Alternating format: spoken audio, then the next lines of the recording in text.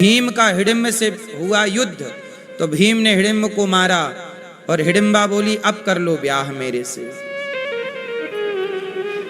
तो हिडिंबा से विवाह किया, फिर वहीं घटोत्कच उत्पन्न हुआ। वो कथा है। हम आपको ये बात सिर्फ इसलिए बता रहे हैं कि राक्षसी है, खाने आई थी और काम जाग गया, वासना जाग गई, मन ने धोखा दे दिया।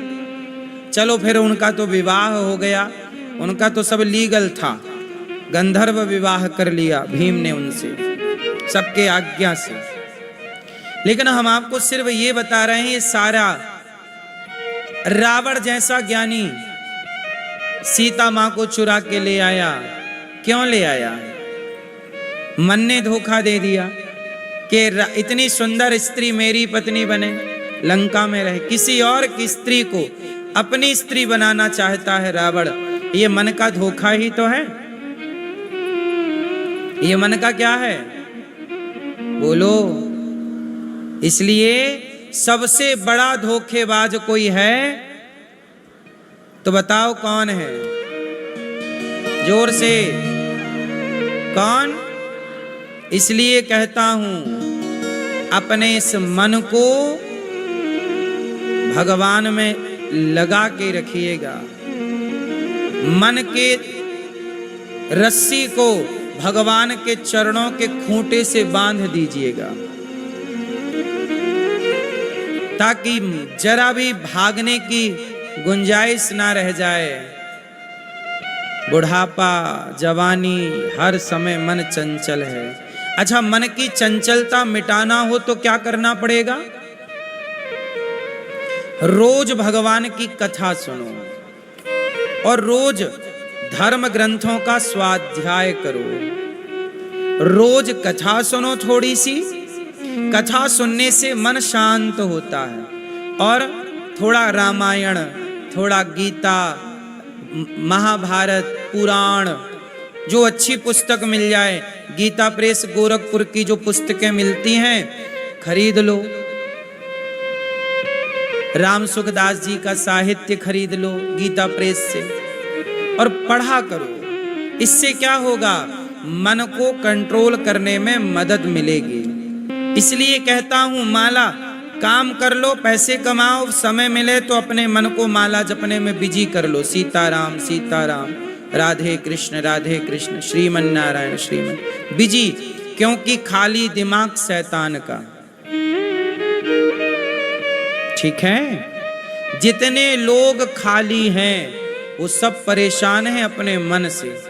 उनका मन उनसे गलत गलत काम करा रहा है। भरत जी जैसे परम विद्वान, इनका मन कहां लग गया? मृग में। और जब मृत्यु का काल आया, समय आया, तो मृग का चिंतन करते करते टें। किसका चिंतन? मृग का चिंतन करते करते मर गए। यमराज जी ने कहा लाओ इनका खाता वही चेक करें। चेक किया तो पता लगा कि ये तो मृग का चिंतन करते करते आए हैं। इसलिए इन्हें मृग बना के भेजो। भरत जैसे ज्ञानी को मृग बनना पड़ा। क्योंकि चिंतन किसका किया? इसलिए मेरी मां, ये भरत जी मृग क्यों बन गए? क्योंकि मन मृग में लग गया। आपकी गति बिगाड़ेगा कोई तो आपका मन बिगाड़ेगा। जैसे आप लोगों का मन मरते समय मेरा पोता, मेरा बेटा, मेरा पैसा, यही मन लगता और फिर यही चिंतन करते आप मर जाते हैं। इसलिए कहता हूं मरा करो तो थोड़ी प्लानिंग से मरो, अच्छे से मरो। आप लोगों को मरना भी तो नहीं आता, कहो तो हम सिखाएं कैसे मरना चाहिए। मैया जीना भी सीख लो और मरना भी सीख लो। जीना तो सीख लिया पर मरना नहीं सीखा तो भी तो फिर बात, भरत जी मरना नहीं सीखे, मृग का चिंतन करके मर गए, अब खुद मृग बन के घूम रहे हैं, तो मरना नहीं सीख पाए ना। जरूरी नहीं है कि जो जीना सीख गया वो मरना सीख जाए, और मुझे लगता है जीना सीखो अच्छा है, पर मरना जरूर सीखना, क्योंकि अंत भला तो सब भला, और अंत बिगड़ा सब बिगड़ा। तो मरना सीख लो। कैसे मरते हैं? मरने हमारे शास्त्र कहते हैं मरना कैसे चाहिए। आपने धृतराष्ट्र गांधारी का नाम सुना है? इन लोगों का मरना कैसा है, आओ मैं इन लोगों के महाभारत पढ़िएगा, मरने की भी कला है, विधि है। चलो बताओ धृतराष्ट्र गांधारी की मृत्यु कैसे हुई थी? चलो बताओ। मैया, ओ मेरी माँ, बैठ जाओ, सुनो। धृतराष्ट्र गांधारी की मृत्यु कैसे हुई पता है किसी को? नहीं, सुनो कैसे हुई। जब धृतराष्ट्र गांधारी, जब पांडव राजा बन गए, कौरव मारे गए, तो उदास रहने लग गए।